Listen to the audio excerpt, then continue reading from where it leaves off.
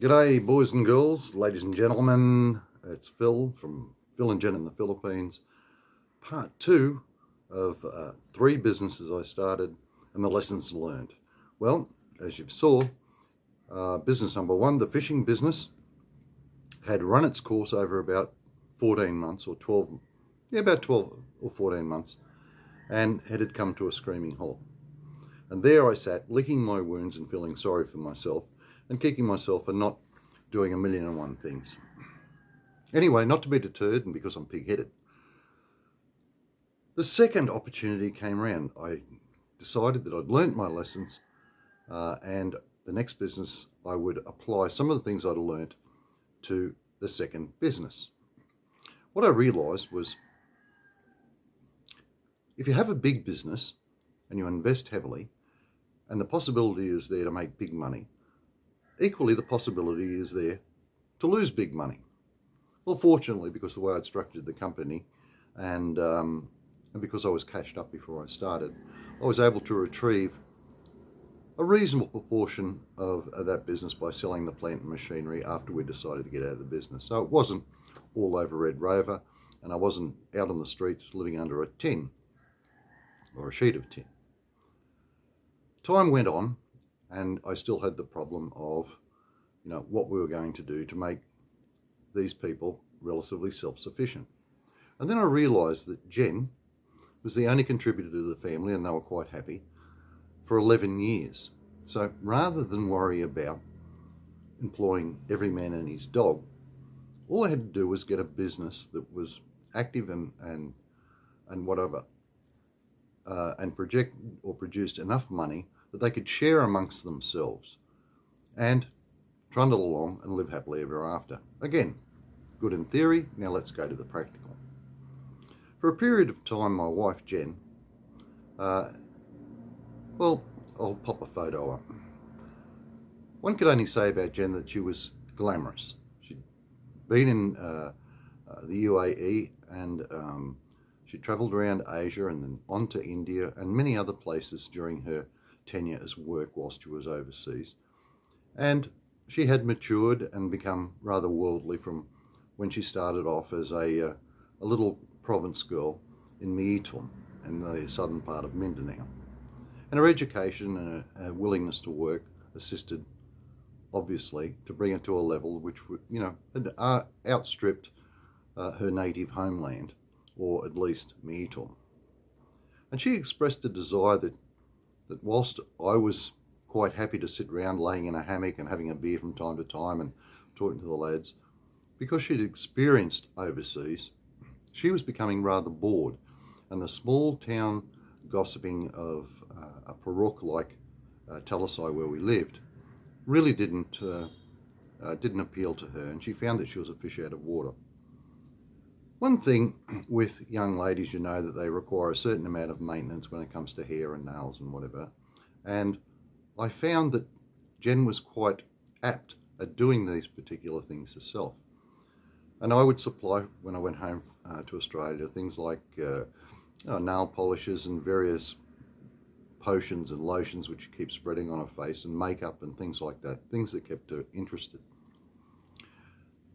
So I made a suggestion to her in as far as I knew what Myitum had to offer as far as salons were concerned, which was not the most, or not the best by any means. And we discussed the fact that possibly I could kill two birds with one stone. Again, a situation of trying to do too much too soon, but we decided that possibly, because there was such an interest in beauty and beauty products and the salon for women in the Philippines, maybe a salon would be possible. The investment was quite small compared to what we'd just gone through, and there was a definite need there. After some discussion, obviously, to find where we're going to get products from, furnishings and things like that, we decided to give it a tentative go at a salon. Well, some of the things I'd learned previous to this was never do anything you can't do yourself. So Jen's skills were that she did nails, and she did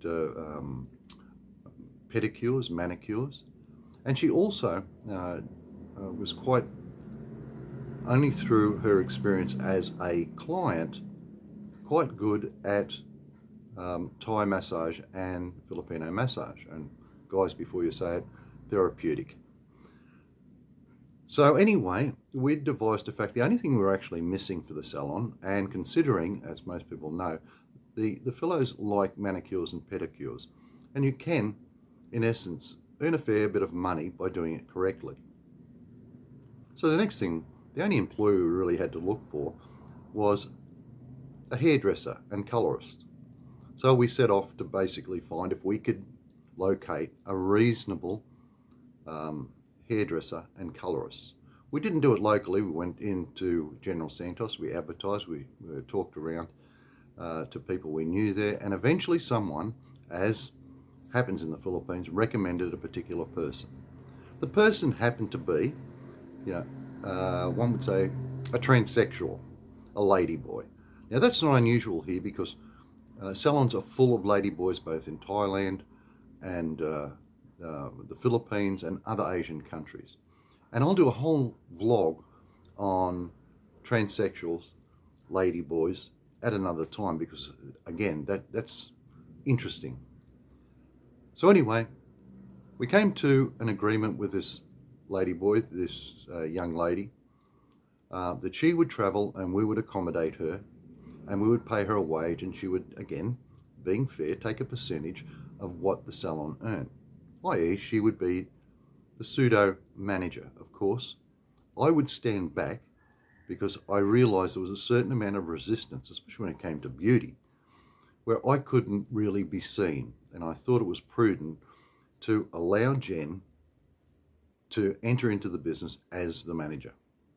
And off I went. Again, Mr. Fix-It, the white knight, the man with the money.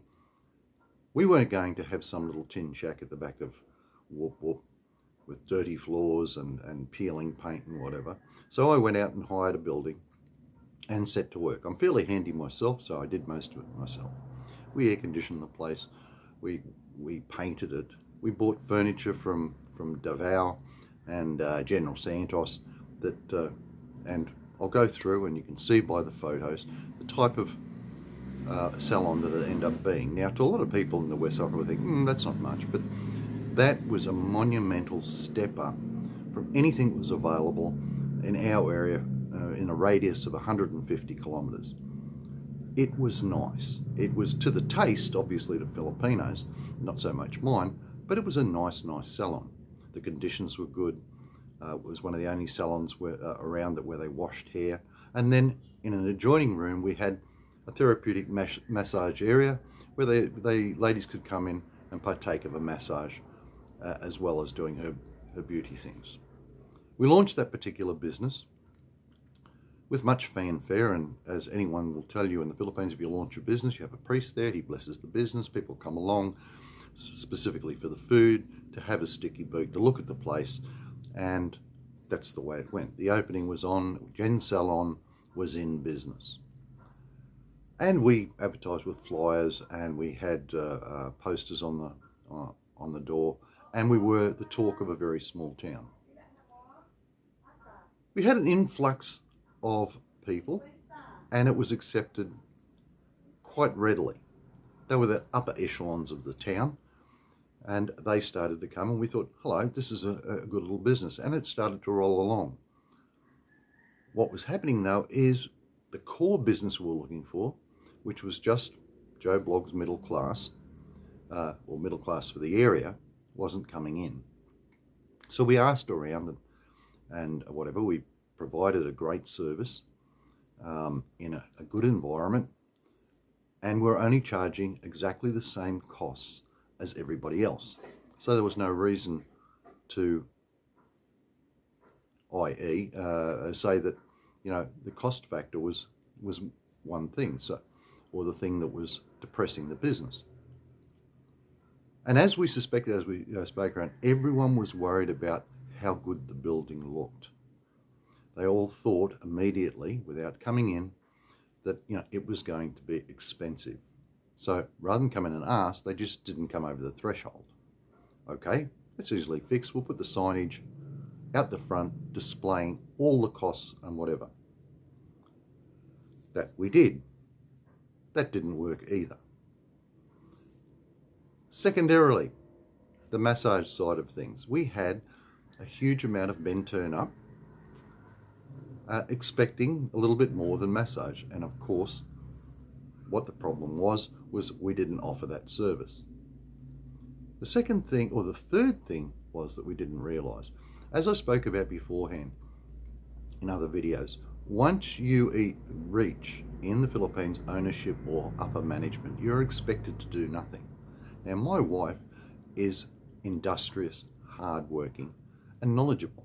So she didn't think anything about rolling her sleeves up, even as the owner of the shop, and doing pedicures, people's feet, people's nails. There was a great deal of resistance that a boss could lower herself to basically doing peasants' feet. Even though she did an excellent job, they just couldn't come at the fact that the owner and the boss was doing this. So these are all little tiny problems that no one really foresaw. Now, people out there may say, your wife should have known. You've got to remember this. My wife left in her 20s and returned in her late 30s to the Philippines. So even in that period of time, the nuances of living in the Philippines to someone that was born and bred really had to be experienced yet again for her to get into the swing of things and realise how everything works. So it's not just we, the Westerners, who come out here and sometimes are baffled at things that happen. She'd forgotten about these things because she had been mixing at a level that the West mixes at for 11, 12 years.